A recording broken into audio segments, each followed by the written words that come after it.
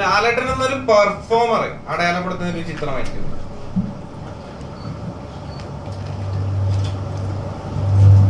അല്ല, ലാലേട്ടൻ്റെ എന്നുള്ള നടനെ എൻ്റെ എല്ലാ സിനിമകളിലും ഞാൻ ഇപ്പോൾ അങ്ങനെ എക്സ്പ്ലോയിറ്റ് ചെയ്യാനാണ് ശ്രമിച്ചിരിക്കുന്നത്.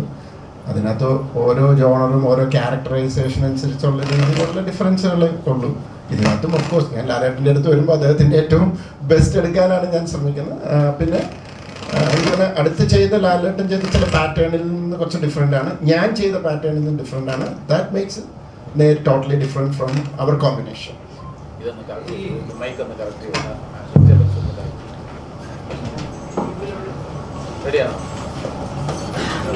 ലാലേട്ടന്റെ പ്രേക്ഷകർക്ക് ഏറ്റവും പ്രിയപ്പെട്ട ഈ നിസ്സായനായി മാറുന്ന പല ചിത്രങ്ങൾ, ഇപ്പൊ സേതു മാധവൻ അടക്കമുള്ള കുറെ നമ്മളെ മെമ്മറീസ് ആയിട്ട് ഏറ്റവും പ്രിയപ്പെട്ടതായി മലയാള പ്രേക്ഷകർ സൂക്ഷിച്ചിട്ടുള്ള കുറെ ക്യാരക്ടേഴ്സ്, അത്രയ്ക്കുള്ള ഒരു ട്രെയിലറിൽ അത്രയും ഇന്ത്യകളൊക്കെ തരുന്നുണ്ട്. അപ്പം അങ്ങനത്തെ ഒരു സാധ്യതയൊക്കെ നമുക്ക് പ്രതീക്ഷിക്കാവും. അല്ല, അദ്ദേഹത്തിൻ്റെ എല്ലാ തരത്തിലുള്ള ജോണറുകളും ആൾക്കാർക്ക് പ്രിയപ്പെട്ടതാണ്. ഇപ്പം അദ്ദേഹം പലതരത്തിലുള്ള വേഷങ്ങൾ കൈകാര്യം ചെയ്തിട്ടുണ്ട്, അതെല്ലാം പ്രിയപ്പെട്ടതാണ്. ഇതിനകത്ത് ഈ പറഞ്ഞ പോലെ ഏതാണ്ടൊക്കെ ഒരു ആ പാറ്റേണിൽ വരുന്ന ഒരു സിനിമയാണ് നേരം. അത് നിങ്ങൾക്ക് ട്രെയിലറിൽ കണ്ടത് തന്നെയാണത്. അതിൽ നിന്ന് ഹൈഡ് ചെയ്തോ അങ്ങനെ ഒന്നുമില്ല. അതാണ് ആ സിനിമ, അതാണ് ആ ക്യാരക്ടറൈസേഷൻ. ലാലേട്ടൻ ഈ പറഞ്ഞത് അതിബലിന് ശേഷമാണ് ഒരു വക്കീൽ വേഷത്തിൽ എത്തുന്നത്. നേരെ ഒരു സബ്ജക്ട് കേട്ടപ്പോൾ അത് തനിക്ക് എന്ന് വെച്ചാൽ ലാലേട്ടൻ അത് കറക്റ്റ് ആകുമെന്ന് മനസ്സിൽ ആ സബ്ജക്റ്റിൽ എന്താണ് ഉൾക്കൊണ്ടത്?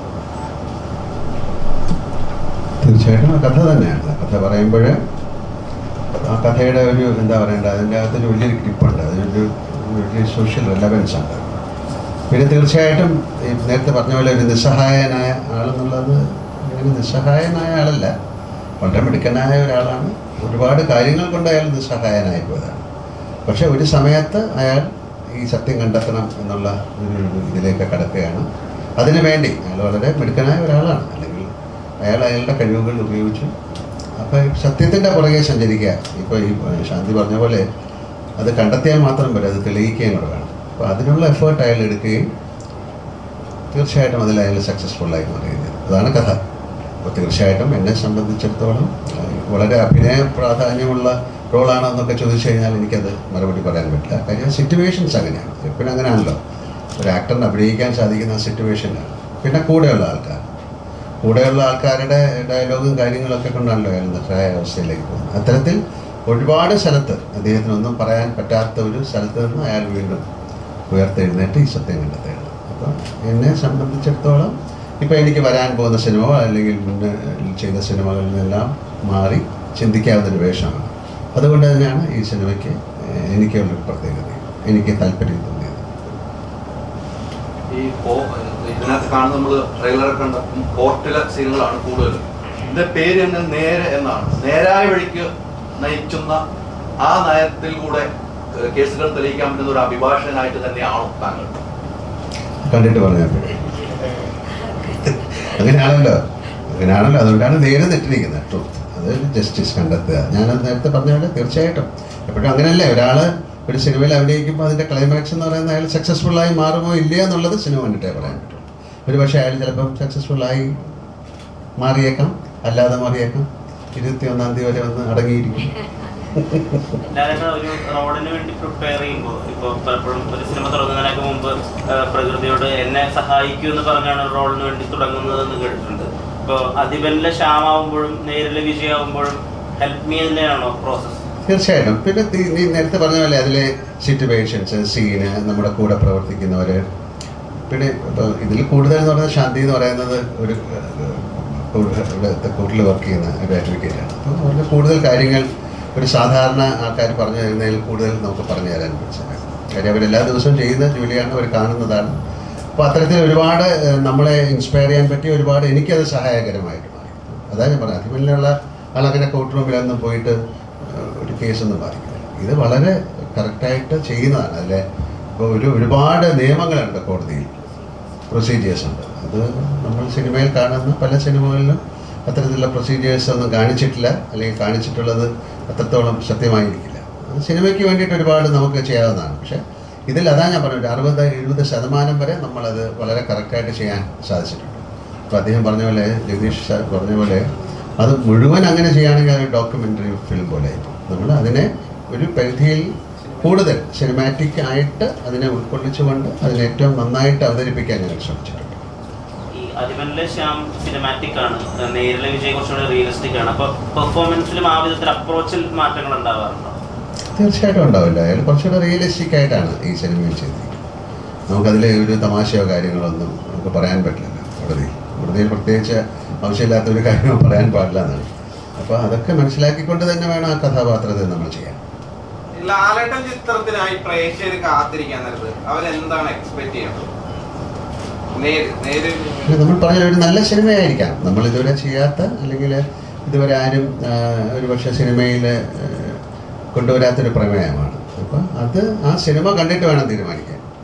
ഈ എക്സ്പെക്റ്റേഷൻ എന്ന് പറയുന്നത് എന്താണെന്ന് എനിക്ക് അറിഞ്ഞുകൂടാ, അല്ലേ? നിങ്ങൾ എന്താണ് എക്സ്പെക്ട് ചെയ്യുന്നത്? എപ്പോഴും അങ്ങനെയാണല്ലോ, ഞാൻ ഉദ്ദേശിച്ച പോലെ ശരിയായില്ല, എന്താണ് ഉദ്ദേശം എന്നറിയാൻ പറ്റില്ല. അപ്പം ഞങ്ങൾക്കൊരു സിനിമ ചെയ്യുന്ന സമയത്ത് എൻ്റെ സംവിധായകരായാലും അല്ല അഭിനയിക്കുന്നവരായാലും എന്താണ് എക്സ്പെക്ട് ചെയ്യുന്നത് ആ സിനിമ കൊണ്ട് എന്ന് നമ്മൾ വിചാരിക്കുന്ന പോലെ അല്ലല്ലോ പുറത്ത് വിചാരിക്കുന്നത്.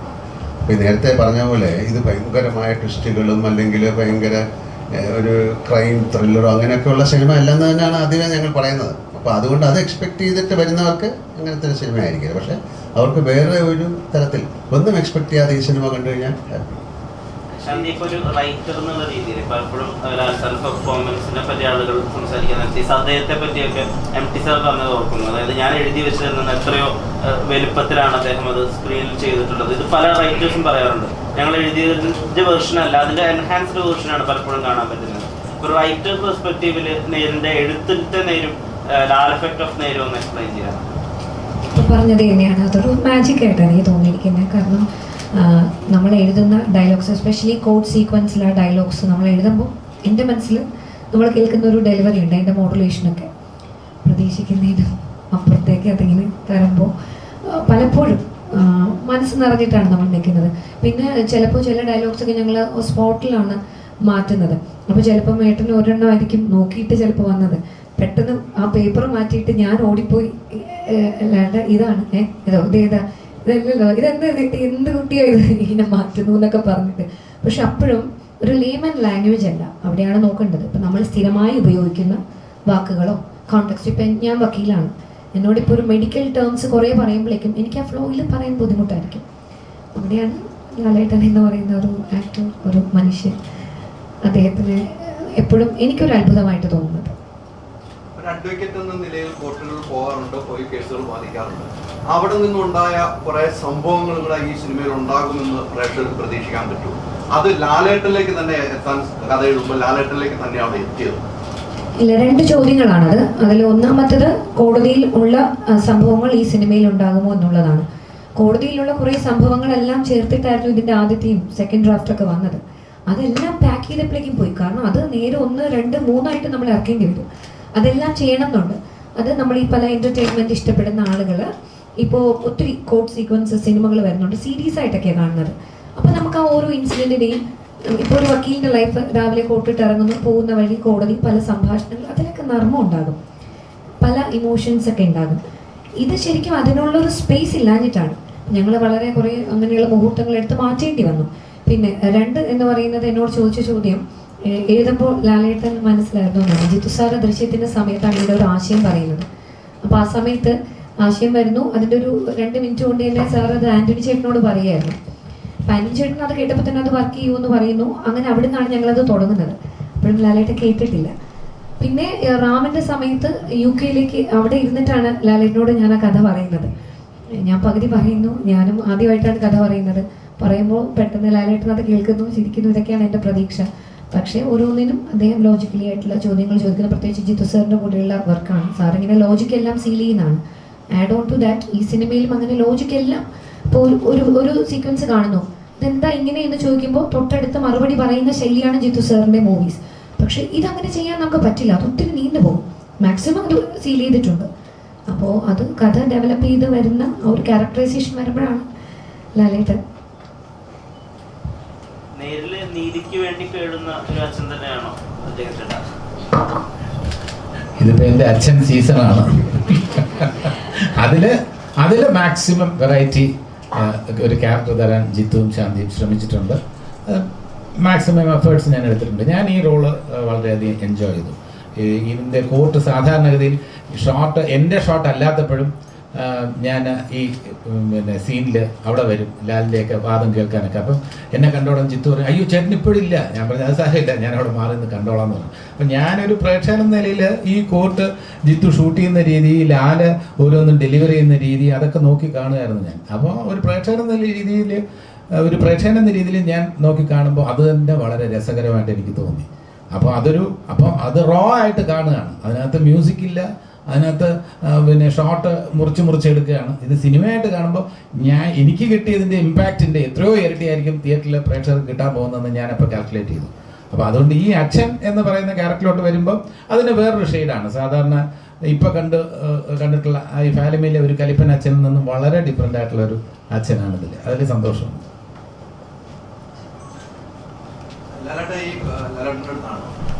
കുറെ സീനുകൾ അഭിനയിക്കുന്നു, കോർട്ടിൽ കഴിയുന്നു. നമ്മുടെ ശാന്തിയിൽ നിന്നും എന്താണ് നമുക്ക് ഉൾക്കൊള്ളാൻ കഴിയുന്നത്? ഒരു അഡ്വക്കേറ്റ് ആണ്, ശാന്തി എന്തൊക്കെയാണ് പറഞ്ഞത് ഓർത്തെടുക്കുകയാണെങ്കിൽ എന്തായിരിക്കും ഏറ്റവും ഓർത്തെടുക്കാൻ പറ്റും? ഈ സിനിമയിൽ പിന്നെ എടുത്തു പറയേണ്ട ഒരുപാട് പേരുകളുണ്ട്. സിദ്ദീഖിൻ്റെ റോളായാലും പ്രിയാമണിയുടെ റോളായാലും ഒക്കെ അവർ ഏറ്റവും വളരെ മനോഹരമായിട്ടാണ് ചെയ്തിരിക്കുന്നത്. ഈ സിനിമയിൽ ശാന്തി എന്ന് പറയുന്ന ആളാണ് എന്നെ കൊണ്ടുവന്നിരിക്കുന്നത് ഈ കഥാപാത്രത്തെ അഭിനയിക്കാൻ. അതുപോലെ തന്നെ കഥയിലും ഇവർ കാരണമാണ് ഞാൻ ഈ കോർട്ടിലേക്ക് വരുന്നത്. അപ്പോൾ അതുകൊണ്ട് അവരാണ് അതിൻ്റെ കീ ഫാക്ടർ സിനിമയുടെ. അപ്പോൾ അവർ അതെങ്ങനെ വരുന്നു എന്നൊക്കെയുള്ള സിനിമ കാണുമ്പോൾ തീർച്ചയായിട്ടും ശാന്തിയുടെ ഒരുപാട് ഹെൽപ്പ് ഉണ്ടായിരുന്നു. ഒരു അഡ്വക്കേറ്റ് നമുക്കറിയില്ലല്ലോ, ഇപ്പോൾ ഫോർ എക്സാമ്പിൾ ഇപ്പോൾ ജഡ്ജിൻ്റെ നമ്മൾ തിരിച്ച് സീറ്റിലേക്ക് വരുമ്പോൾ പുറം ബാക്ക് കാണിക്കാൻ പാടില്ല, ബിഹേവിയർ പാറ്റേൺ ഒരുപാട് തരത്തിലുള്ള കാര്യങ്ങളുണ്ട്. അവർ വരുമ്പോൾ എണീക്കുന്നത് ഇരിക്കുന്നത് നമ്മൾ അങ്ങനെ കോടതിയിൽ കയറിയിട്ടുണ്ട്, പക്ഷേ സ്ഥിരമായിട്ട് പോകാത്തതുകൊണ്ട് അതിനെക്കുറിച്ച് അറിയില്ല. അപ്പോൾ അത്തരത്തിലുള്ള വളരെ മൈന്യൂട്ട്, അത് പെട്ടെന്ന് ഒരാൾക്ക് പറഞ്ഞു കൊടുക്കാൻ പറ്റില്ല. ഇപ്പം ഇങ്ങനെ ക്രോസ് ചെയ്യാൻ പാടില്ല, അല്ലെങ്കിൽ അദ്ദേഹത്തിന് ഇങ്ങനെ പറയും, ഇങ്ങനെ കുനിയുന്ന ഒരുപാട് കാര്യങ്ങൾ പോകുന്ന അങ്ങനെയൊക്കെ ഒരുപാട് കാര്യങ്ങളുണ്ട്. അപ്പോൾ അത്തരത്തിൽ ഒരുപാട് സഹായം എനിക്ക് മാത്രമല്ല സിദ്ദീഖിനായാലും. കാര്യം ഒരു പുതിയ ഇത് റിയലിസ്റ്റിക് ആയിട്ട് മാക്സിമം നന്നായിട്ട് ചെയ്യണം എന്നുള്ളതുകൊണ്ടാണ്. അപ്പോൾ പലപ്പോഴും നമ്മൾ പല കോർട്ട് സീനുകൾ സിനിമയിൽ കാണുന്നതൊന്നും അല്ല ശരിക്കും. അപ്പോൾ അതിൻ്റെ ഏറ്റവും മനോഹരമായിട്ട് ഈ ചിത്രത്തെ അവതരിപ്പിക്കാൻ പിന്നെ എനിക്ക് സാധിച്ചതിൽ ഒരു കീ ഫാക്ടർ ശാന്തിയാണ്. Thank you. ഈ ഇപ്പം നമുക്കറിയാം ജിത്തു ജോസഫുമായിട്ട് തന്നെ ഇപ്പൊ മലയാളത്തിലെ ഒരു ചിത്രം റീച്ച് ആവുന്നതിലെ ഏറ്റവും അധികം റീച്ചായ ദൃശ്യമടക്കം നമ്മൾ ശ്രദ്ധിച്ചതാണ്. അപ്പൊ അതിൻ്റെ അകത്ത് ട്രീറ്റ്മെന്റിലും കഥയിലും സ്ക്രിപ്റ്റിന്റെ ഓരോ ഇതിൻ്റെ അകത്ത് പോലും വ്യത്യസ്തത കീപ്പ് ചെയ്തിരുന്നു. അപ്പൊ ഈ ചിത്രത്തിന്റെ ട്രീറ്റ്മെന്റിലാണോ സ്റ്റോറിയിലാണോ ലാലേട്ടൻ എക്സൈറ്റഡ് ആയത്? ട്രീറ്റ്മെന്റ് എന്ന് പറയുന്നത് ഇതിന് ഒരുപാട് ലിമിറ്റേഷൻ ഉണ്ട്. ഒരു കോർട്ട് റൂം ഡ്രാമയ്ക്ക് അതിൻ്റെ അകത്തിൽ നിന്ന് ഒരു ഓരോ സിനിമ എടുക്കേണ്ട രീതിയുണ്ട്. ഈ സിനിമയിൽ ഭയങ്കരമായ ട്രീറ്റ്മെന്റ്, ഭയങ്കര അങ്ങോട്ടും ഇങ്ങോട്ടും അങ്ങനെയൊന്നും കാണിക്കാൻ പറ്റില്ല. ഇതൊരു സ്റ്റോറി ടെല്ലിങ്ങാണ്, ഒരു കഥയാണ്, അതിലെ ഇൻസിഡൻസ് ആണ്. അത്തരത്തിൽ കഥയ്ക്ക് വളരെയധികം പ്രാധാന്യമുണ്ട്, അതിലെ ഓരോ ഇൻസിഡൻറ്റിനും പ്രാധാന്യമുണ്ട്, അതെങ്ങനെ കണ്ടുപിടിക്കുന്നു എന്നുള്ളതിനൊക്കെ പ്രാധാന്യമുണ്ട്. അപ്പോൾ ട്രീറ്റ്മെൻറ്റ് എന്നുള്ളത് തീർച്ചയായിട്ടും അതിൻ്റെ മേക്കിങ്ങും വളരെ രസകരമായിട്ടാണ്. പിന്നെ ഒരു റൂമിൻ്റെ അകത്ത് നിന്നുകൊണ്ട് ആൾക്കാർക്ക് മുഷിപ്പിക്കാത്ത തരത്തിൽ ആ ഫിലിം ഉണ്ടാക്കുക എന്ന് പറയുന്നത് നല്ല പ്രയാസമുള്ള കാര്യമാണ്. അപ്പോൾ അത്തരത്തിൽ അതിനെ വളരെ എന്താ പറയേണ്ട ഏറ്റവും മനോഹരമായിട്ട് അതിനെ കൈകാര്യം ചെയ്തു എന്നാണ് ഞാൻ ഡബ് ചെയ്തപ്പോൾ മനസ്സിലായത്. അങ്ങനെ സംഭവിക്കട്ടെ എന്ന് പ്രാർത്ഥിക്കുന്നു. ടൈറ്റിൽ ഡിസൈൻ ശരിക്കും കൂടുതലും ആ സിനിമയുടെ കഥയായിട്ട് ബന്ധപ്പെട്ടായിരിക്കും ഡിസൈൻ ടൈറ്റിൽ ചെയ്യുന്നത്. ഇത് നോക്കിയിട്ട് ഒരു ബുക്ക് തുറന്നു വയ്ക്കുന്നു, പെട്ടെന്ന് നമുക്ക് കാണുമ്പോൾ ആ ബുക്കിൻ്റെ ഉള്ളിൽ ആ പേരിൻ്റെ ഡിസൈൻ ചിലപ്പം കാഴ്ച വരുന്നതിനോട് ബ്രെയിൻ ലൈവ് ഒക്കെ നമുക്ക് ഫീൽ ചെയ്തില്ല. ചിലപ്പോൾ തെറ്റായിരിക്കാം. ഒരു പക്ഷേ സിനിമ ഇറങ്ങിയതിന് ശേഷമുള്ള തിയേറ്റർ റിലയൻസ് ആയിട്ട് വരാനുള്ള ഡിസൈൻ ആയിരിക്കും. അയ്യോ, അത് ഡയറക്ടർ ബ്രില്യൻസ് ഒന്നുമില്ല. അതിനകത്ത് കഥാപരമായി ഒരു ചെറിയ കണക്ഷൻ ഉണ്ട്. അത് നിങ്ങൾ ഓൾറെഡി അത് നിങ്ങൾക്ക് മനസ്സിലായതുമാണ്. അത് മനസ്സിലാക്കി തരണം എന്നുള്ള ഉദ്ദേശത്തിൽ തന്നെയല്ല, എനിക്കത് ഹൈഡ് ചെയ്യാനൊന്നും ഉദ്ദേശമില്ലായിരുന്നു. അപ്പോൾ അങ്ങനെ വർക്ക് ചെയ്തപ്പോൾ ഇത് എങ്ങനെ ഡിഫറെൻ്റ് ആയിട്ട് ഇതിനൊന്ന് അപ്രോച്ച് ചെയ്യാന്ന് പറഞ്ഞപ്പോൾ ഞാൻ എന്തോ ഇങ്ങനെ ഒരു സാധ്യതയുണ്ടല്ലോ, അപ്പോൾ പിന്നെ എന്തുകൊണ്ട് അങ്ങനെ ഒരു ആ ഒരു ടെക്സ്റ്ററിൽ അത് ചെയ്യാം എന്നുള്ളതാണ്. അത് എല്ലാവർക്കും മനസ്സിലായല്ലോ അതെന്താണെന്നുള്ളത് എല്ലാവർക്കും നന്നായിട്ട് അറിയാം. അത്രേ ഉള്ളൂ, അല്ലാതെ ബ്രില്യൻസ് എന്ന് പറയുന്ന അങ്ങനത്തെ ഒരു ഇതൊന്നുമില്ല. സാറേ, ലാലേട്ടനുമായിട്ടുള്ള സിനിമകൾ നമുക്കെല്ലാം പ്രേക്ഷകർക്ക് ഹിറ്റ് തന്നിരിക്കാൻ താങ്കളാണ്. നിങ്ങൾ തമ്മിലുള്ള കെമിസ്ട്രി എന്താണ്? ഞങ്ങൾ തമ്മിലുള്ള കെമിസ്ട്രിയാണ് എനിക്കറിയില്ല, ഞാൻ ലാൽ സാറിൻ്റെ അടുത്ത് ആദ്യം പോയി ദൃശ്യത്തിൻ്റെ ഒരു കഥ പറഞ്ഞു, അദ്ദേഹത്തിന് ഇഷ്ടപ്പെട്ടു. അപ്പോൾ ഈയിടെ എന്നെ കുറച്ച് മുമ്പ് ഒരാളെന്നോട് ചോദിച്ചു, ഈ ലാൽ സാറുമായിട്ട് ഇങ്ങനെ വീണ്ടും വീണ്ടും സിനിമകൾ ചെയ്യുന്നു, എന്താണ് അതിന് നിങ്ങൾ തമ്മിലുള്ള റിലേഷൻ എന്ന്. ഞാൻ പറഞ്ഞു, ഞാൻ കൊടുക്കുന്ന കഥ ഇഷ്ടപ്പെടുന്നു, അതുകൊണ്ട് ചെയ്യുന്നു. ഞാനിപ്പോൾ ഒരു കഥ ചെയ്യുമ്പോൾ അദ്ദേഹത്തിന് ഇഷ്ടപ്പെട്ടില്ല, അദ്ദേഹം ചെയ്യില്ല, അത്രേ ഉള്ളൂ. It's very simple. അപ്പോൾ പക്ഷേ നമ്മൾ കുറച്ചാളിങ്ങനെ വർക്ക് ചെയ്ത് കഴിയുമ്പോൾ, 2-3 പടം വർക്ക് ചെയ്യുമ്പോൾ നമുക്ക് മനസ്സിലാവും. ഇപ്പം ലാൽ സാർ അത് ചെയ്യുമ്പോൾ ഓക്കെ ഇതാണ് അദ്ദേഹം ഉദ്ദേശിച്ചതെന്ന് മനസ്സിലാവും, ഞാൻ എന്താണ് ഉദ്ദേശിക്കുന്നത് മനസ്സിലാവും. അതങ്ങനെ ഒരു സിങ്ക് ആവും. അതുണ്ട്, അത് കുറച്ച് ഈസി ആവും നമുക്ക് കാര്യങ്ങൾ ചെയ്യാനായിട്ട്. പിന്നെ ബേസിക്കലി ഒരു വിശ്വാസമാണ് ലാൽ സാറിന് എന്നിൽ. അപ്പം ഞാനൊരു കഥ പറയുമ്പോൾ അദ്ദേഹം എന്നോട് പറഞ്ഞു, ഇതിങ്ങനെയാണ്, നല്ല കഥയാണ്, ഇത് ആൾക്കാരെ എൻഗേജ് ചെയ്ത് നിർത്തേണ്ടതാണ്, അത് ജിത്തുവിൻ്റെ റെസ്പോൺസിബിലിറ്റിയാണ്, ജിത്തു അത് മനോഹരമായിട്ട് ചെയ്യുമെന്നുള്ള വിശ്വാസമാണ് എനിക്കുണ്ട്. ആ വിശ്വാസം എന്നിൽ അർപ്പിച്ചു. ആ വിശ്വാസം ഇതാവുമെന്ന് 21 തീയതി അറിയാം.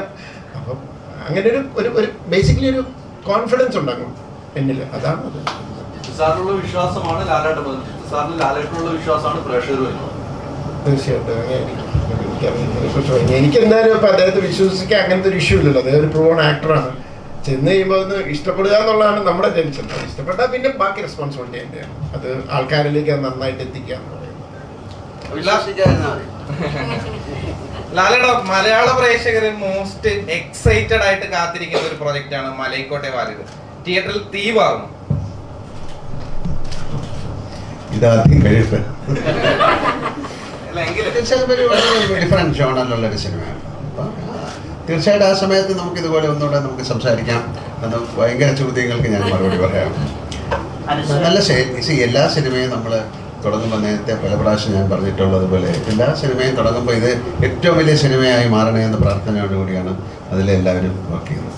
പിന്നെ ഓരോ സിനിമയ്ക്ക് ഓരോ ജാതകമുണ്ട്, അതങ്ങനെ മാറിപ്പോകുന്നു. അതായത് അതിൽ തീർച്ചയായിട്ടും നിങ്ങൾക്ക് തോന്നിയ ഒരു വികാരം ആ സിനിമയിലുണ്ടെങ്കിൽ അതാണ് എക്സ്പെക്റ്റേഷൻ പറയുന്നത്. അത് ആ സിനിമ കണ്ടിട്ടേ പറയാൻ പറ്റുള്ളൂ. നമുക്ക് കിട്ടിയിരിക്കുന്ന ജോലി ചെയ്യുന്നു, നമ്മുടെ കൂടെ ഉള്ളവരുടെ കൂടെ സഞ്ചരിക്കുന്നു. പിന്നെ അത് പുറത്തിറങ്ങി കഴിയുമ്പോഴാണല്ലോ ഞാൻ വിചാരിച്ച പോലെ പറ്റിയില്ല, എന്താണ് വിചാരിച്ചതെന്ന് ഞങ്ങൾക്ക് അറിയാനും പറ്റില്ല. അപ്പോൾ അതൊരു വലിയൊരു എന്താ പറയുക, ഒരു സീക്രട്ട് റെസിപ്പിയാണ് സിനിമ എന്ന് പറയുന്നത്. അതുകൊണ്ട് തീ പാറട്ടെ. തീർച്ചയായിട്ടും ഒരുപാട് പരിമിതികളുള്ള, ക്യാരക്ടറൈസേഷനിൽ ഒരുപാട് പരിമിതികളുള്ള വേഷമാണ് നേരിൽ ട്രെയിലർ കണ്ടപ്പോൾ തോന്നി. അങ്ങനത്തെ ഒരു വേഷം ഒരു ക്യാരക്ടർ എടുത്ത് ചെയ്യുക എന്നുള്ളതിനാണ് നേരത്തെ ഒരു എക്സൈറ്റ്മെന്റ്. അതെ, എനിക്ക് സാറ് കഥ പറഞ്ഞപ്പോഴും എന്നെ എക്സൈറ്റ് ചെയ്യിച്ചൊരു ഫാക്ടർ അതാണ്. ട്രെയിലർ കണ്ട ആൾക്കാർക്ക് മനസ്സിലായത് തന്നെ ആയിരിക്കണം. അപ്പം അങ്ങനെ ഒരു ക്യാരക്ടറിൻ്റെ മെൻ്റൽ സ്പേസിൽ നിന്ന് അത് പെർഫോം ചെയ്യുക എന്നുള്ളത് എനിക്ക് വലിയൊരു ചാലഞ്ച് തന്നെയായിരുന്നു. മുന്നേ ചെയ്യാത്തൊരു ക്യാരക്ടർ ആയതുകൊണ്ടും എൻ്റെ എനിക്കൊരു ടാസ്ക് എന്ന് വെച്ചാൽ അതിൻ്റെ ആ ഒരു ക്യാരക്ടറിൻ്റെ മെൻ്റൽ സ്പേസിൽ നിൽക്കുക എന്നുള്ളത് തന്നെയായിരുന്നു.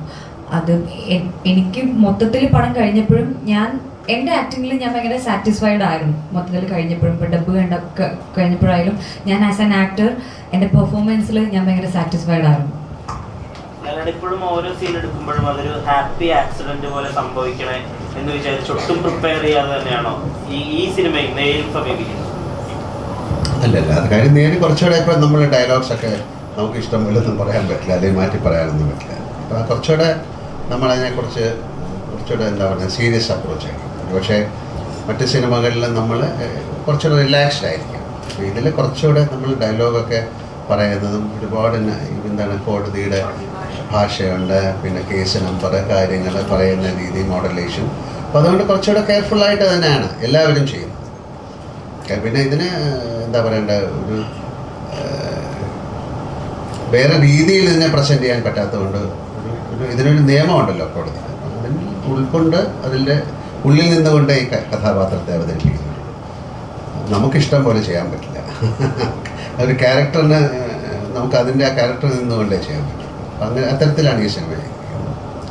ഇപ്പോൾ ഈ പറഞ്ഞ ഇപ്പോൾ നേരത്തെ പറഞ്ഞ ജഗദീഷിൻ്റെ ഏറ്റവും നല്ലൊരു റോളാണ്. ഇപ്പോൾ ഈ കുട്ടിയുടെയുമായാലും വളരെ നന്നായിട്ടാണ് ഞാൻ ഡബ് ചെയ്തപ്പോഴൊക്കെ കുട്ടി ചെയ്തിരിക്കുന്നത്. ഒരു വളരെയധികം ബോൾഡായിട്ടുള്ളൊരു പെൺകുട്ടിയുടെ റെപ്രസെൻറ്റേഷനാണ്. നമ്മൾ ആ സിനിമയിൽ അത് പറയുകയും ചെയ്യുന്നുണ്ട്. ഏറ്റവും കൂടുതൽ നിസ്സഹായനായ ഒരു അച്ഛനായിട്ടാണ് ജഗദീഷ് ചെയ്തിരിക്കുന്നത്. ഇതൊക്കെ വളരെ എന്താ പറയണ്ടത്, നമുക്ക് ഒരു പക്ഷേ വളരെയധികം എന്താ പറയണ്ടത്, സങ്കടം തോന്നുന്ന ഒരു സിനിമയായിരിക്കും. ഫൈനസ്റ്റ് ഓഫ് ആക്ടേഴ്സും കൂടി ഉണ്ടല്ലോ നേരിൽ. ഇപ്പൊ പ്രിയാമണിക്ക് ഓപ്പോസിറ്റ് ഗ്രാൻഡ് മാസ്റ്ററിന് ശേഷം നിൽക്കുന്നു, അല്ലെങ്കിൽ ഇപ്പൊ ദൃശ്യത്തിൽ ലാലേട്ടൻ സിദ്ദിഖ് അവർ തമ്മിലുള്ള ഒരു ഇമോഷണൽ ഹുക്കും കൂടി ഉണ്ടല്ലോ.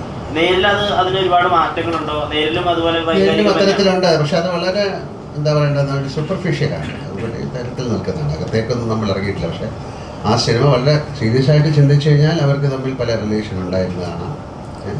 അവർ അത് ആ സിനിമയുടെ എൻഡിലൊക്കെ അത് വളരെ സെറ്റിലായിട്ട് നമ്മളത് കാണിക്കുന്നുണ്ട്.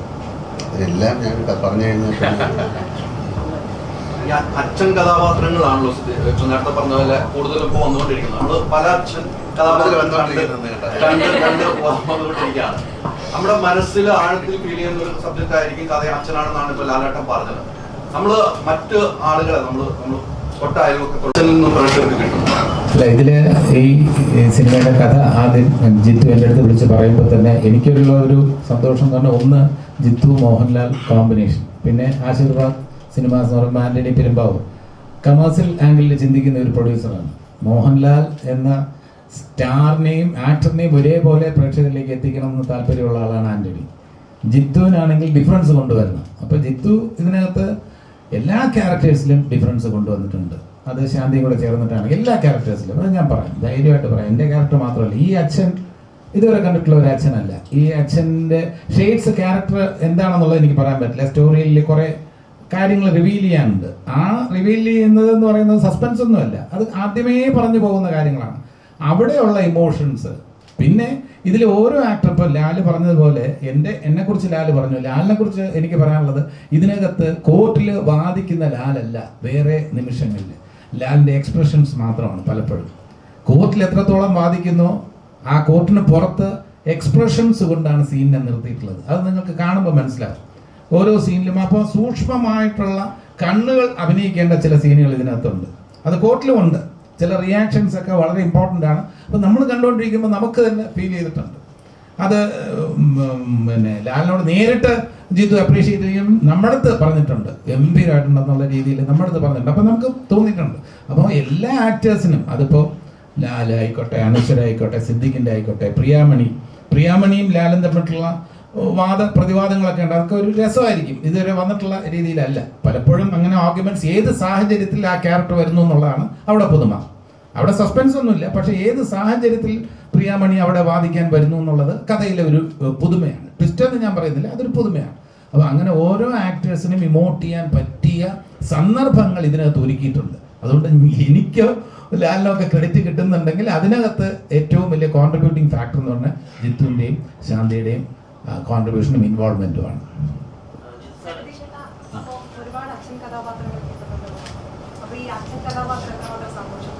അല്ല, തീർച്ചയായിട്ടും കാലത്തിന്റെ മാറ്റങ്ങൾക്കനുസരിച്ച്, നമ്മുടെ പ്രായത്തിന്റെ മാറ്റം അനുസരിച്ച് നമുക്ക് മെച്യൂർഡ് ആയിട്ടുള്ള ക്യാരക്ടേഴ്സ് കിട്ടുമ്പോൾ സന്തോഷമാണ്. കാരണം ഞാൻ ഏറ്റവും കൂടുതൽ പൂവാലിനായിട്ടൊക്കെ അഭിനയിച്ചിട്ടുള്ള ഒരാളാണ്, മനസ്സിലായില്ലേ?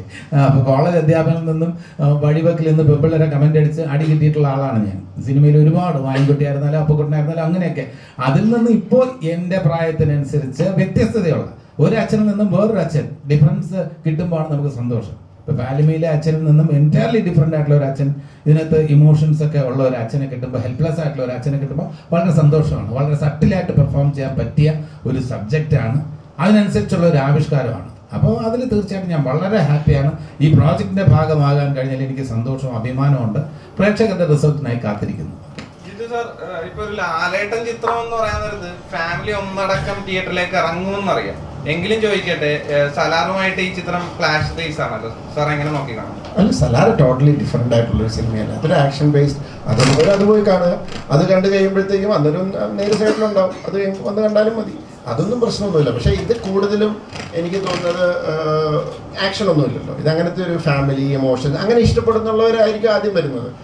അപ്പം തീർച്ചയായിട്ടും ഇതൊരു ബേസിക്കലി ഞാൻ ചെയ്യുന്ന സിനിമ എപ്പോഴും എല്ലാ ഫാമിലി എന്ന് പറയുന്ന ഒരു ഇതിലാണ് എപ്പോഴും ചെയ്യുന്നത്.